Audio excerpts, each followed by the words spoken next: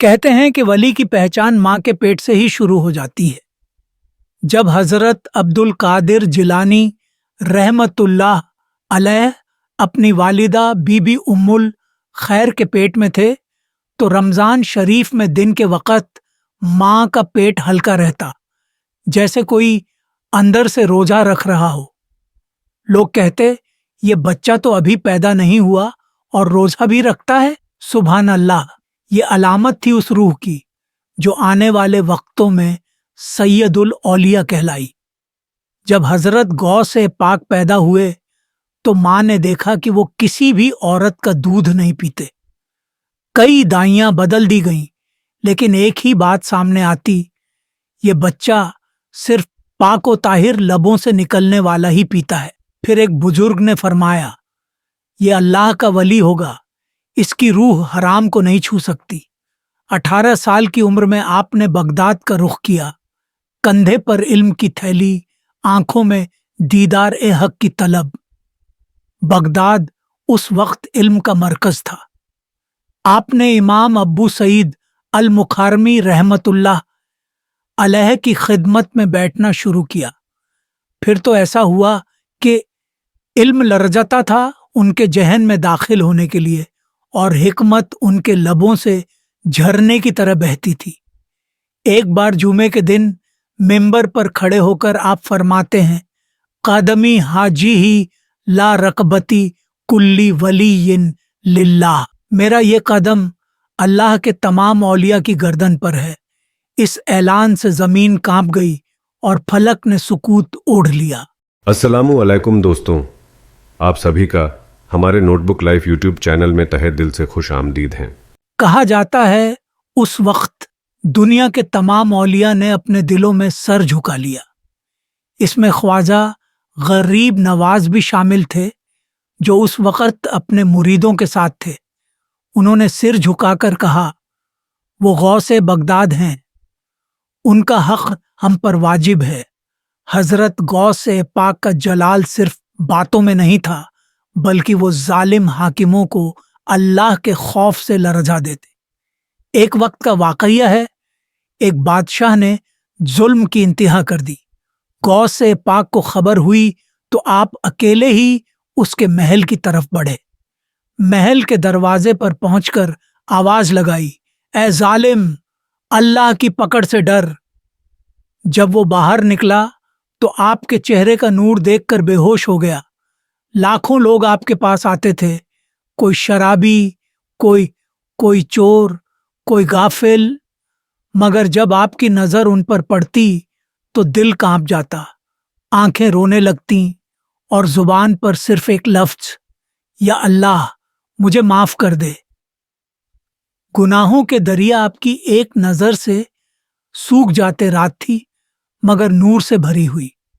Baghdad سے دور جیلان کی سرزمین پر ایک نیک اور پاک دمپتی سید ابو صالح اور ام الخیر فاطمہ، جن کی زندگی عبادت اور توکل کا نمونہ تھی۔ ایک رات ام الخیر کو خواب آتا ہے، نبی کریم تشریف لاتے ہیں اور فرماتے ہیں، تمہارے گھر ایک نور آنے والا ہے، وہ نور جو زمین کو ہدایت دے گا اور آسمان کو سجدہ۔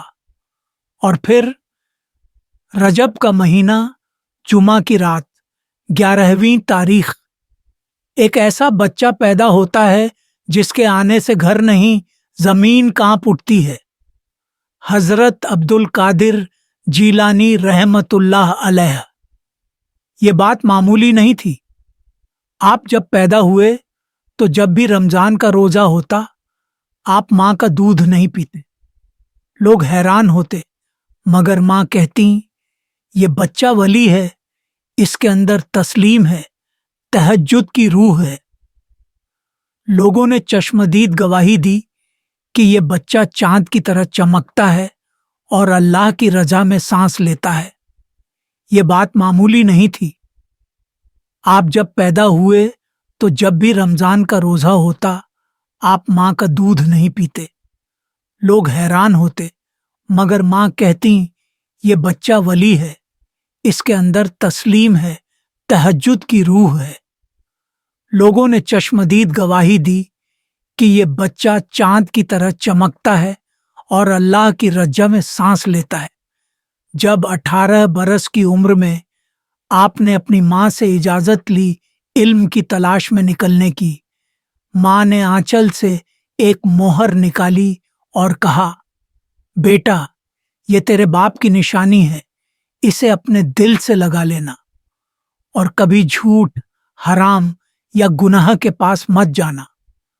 बगदाद की सरजमीन पर कदम रखते ही आपका पहला कलाम था, मैं तालेब इल्म नहीं, तालेब ए हक हूं। इमाम अब्बू सईद अल मुखरमी से आपने तसव्वुफ, इल्म शरीयत और हिकमत हासिल की, मगर इल्म से ज्यादा आपकी तवज्जो और जिक्र में असर था।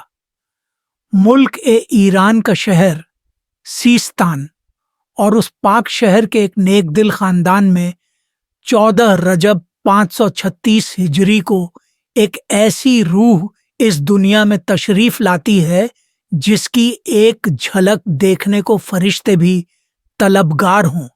हजरत ख्वाजा मोइनुद्दीन चिश्ती रहमतुल्लाह अलैह। आपके वालिद ख्वाजा गयासुद्दीन हसन और वालिदा बीबी माह ए नूर दोनों ही नेक, इबादत गुजार और सैयद खानदान से थे।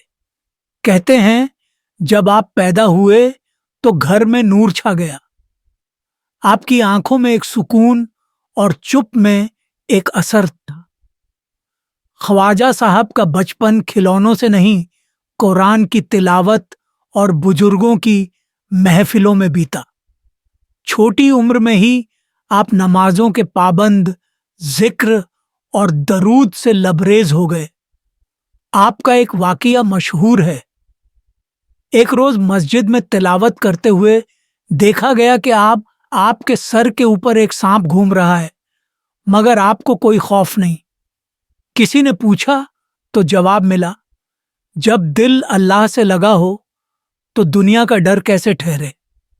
जब आप केवल 15 बरस के थे, आपके वालिद इंतकाल फरमा गए। माल दौलत में एक बाग और चक्की का तोहफा मिला, मगर उस विरासत को आपने इल्म और तसव्वुफ में लगा दिया। एक रोज बाग में बैठकर मिट्टी खोद रहे थे कि एक बुजुर्ग फकीर वहां तशरीफ लाते हैं। शेख इब्राहिम कहूंदूजी रहमतुल्लाह अलैह। आपने उन्हें अंगूर पेश किए। उन्होंने आपको कुछ चबाया हुआ रोटियां दी। जैसे ही वो रोटियां खाईं, दुनिया की मोहब्बत दिल से निकल गई और रूहानी तलब दिल में उतर आई। आपने अपना बाग, चक्की और माल फकीरों में बांट दिया और निकल पड़े उस तलाश में जो मंझधार में नहीं, सीधा रूह के साहिल तक ले जाती है। बुखारा, समरकंद, हरात, निशापुर, हर जगह इल्म की तलाश, बुजुर्गों की खिदमत और दिल की तस्लीम के सफर में आप बढ़ते गए। हर जगह से एक दुआ, एक किरामत और एक इल्म समेटते गए, मगर रूह कहती रही, मुकाम अभी नहीं आया। आखिरकार हारून में आप पहुंचे, जहां वो वली अल्लाह तशरीफ फरमा थे, हजरत मौलाना उस्मान हारूनी रहमतुल्लाह अलैह। आपने जब उनसे पहली बार निगाह मिलाई तो सीने में एक बिजली सी दौड़ गई। फरमाते हैं, मेरी रूह ने पहचाना, यही वो शख्स है जो मुझे अल्लाह की तरफ ले चलेगा। उस्मान हारूनी रहमतुल्लाह अलैह ने आपको चिश्तिया सिलसिले में दाखिल किया और फिर 20 साल तक आपकी रूहानी तरबियत की। मौलाना उस्मान हारूनी ने आपके हाथ में चिराग दिया और हुक्म दिया, इस नूर को हर शहर ले जा, मगर सबसे आखिर में हिंदुस्तान जाना, वहां अल्लाह तुझसे अपना काम लेगा। ख्वाजा साहब उस नूर के साथ निकले और हर कदम पर लोगों के दिलों को जगाते गए।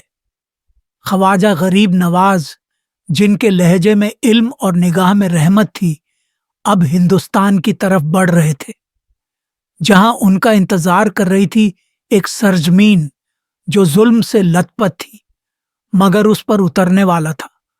मोहब्बत का आसमानी साया।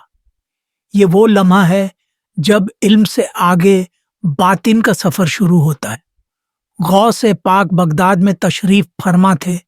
रियाजत और करामात का शोर दूर दूर तक था, मगर एक रात तस्बीह के दानों के बीच उनका दिल कांप उठा। उन्होंने सजदे में कहा, या अल्लाह, कोई ऐसा है जो मेरी रूह की सदा को सुने? उसी लम्हे अजमेर में बैठे हुए ख्वाजा गरीब नवाज भी किसी गैर मामूली बेचैनी में थे। उनकी आंखें बंद थीं और दिल से बस एक आवाज निकल रही थी, या रब, जिनकी रूह में नूर है, मुझे उनसे वस्ल अता कर। ये दो वली दो जमीनों पर, मगर उनके दिल एक जैसे धड़कने लगे। उनकी बातिन की तड़प, उनकी रूह की तलब अब मिलने की इजाजत मांग रही थी। रात को गौसे पाक को एक रूहानी ख्वाब आया जिसमें सरवर कायनात सल्लल्लाहु अलैहि वसल्लम तशरीफ लाते हैं और फरमाते हैं, अब्दुल कादिर, मेरा एक महबूब हिंद में है, मोहिउद्दीन चिश्ती, उससे मुलाकात करो क्योंकि अब उसका वक्त है और तुम्हारा इल्म उसकी तस्दीक करेगा। दूसरी तरफ ख्वाजा साहब को भी उनके पीर ख्वाजा उस्मान हारूनी रूहानी हाजिरी में तशरीफ लाते हैं और फरमाते हैं, अब तुमको एक ऐसे वली से मिलना है जिनकी नज़र तुम्हारी रूह को तकरीब में और मज़ीद बुलंद करेगी। बगदाद रवाना हो जाओ। ख्वाजा गरीब नवाज अजमेर से रवाना होते हैं। हर कदम पर जिक्र, हर सांस में अल्लाह। सफर लंबा था मगर हर रास्ता इश्क ए इलाही से रोशन था। कभी रेगिस्तान, कभी जंगल, कभी वीरान शहर, मगर उनके होंठों पर एक ही नाम, या गौसे पाक। अगर आप वाकई मेरे रूहानी भाई हैं तो मेरी तलब को पहचानिए। बगदाद में गौसे पाक हर रात एक नए वली के लिए दुआ करते, मगर उस रात जब ख्वाजा साहब अजमेर से निकले, गौसे पाक ने अचानक अपनी महफिल रोक दी और कहा, आज एक रूह हिंद से चली है जो मेरी रूह से मिलकर मुकम्मल होगी। कोई सफ़र रास्तों से नहीं, रूह की पुकार से तय होता है। गौसे पाक और ख्वाजा गरीब नवाज, दो समंदर अब मिलने को थे। इश्क, इल्म और रूहानियत की दो कश्तियां अब एक ही साहिल की तरफ रवां थीं। मेरे अजीज दोस्तों, मेरे साथियों, आपका दिल से शुक्रिया। वीडियो को मुकम्मल देखने, लाइक, शेयर और चैनल को सब्सक्राइब करने के लिए। अल्लाह आपको अपने पनाह में रखे। आमीन।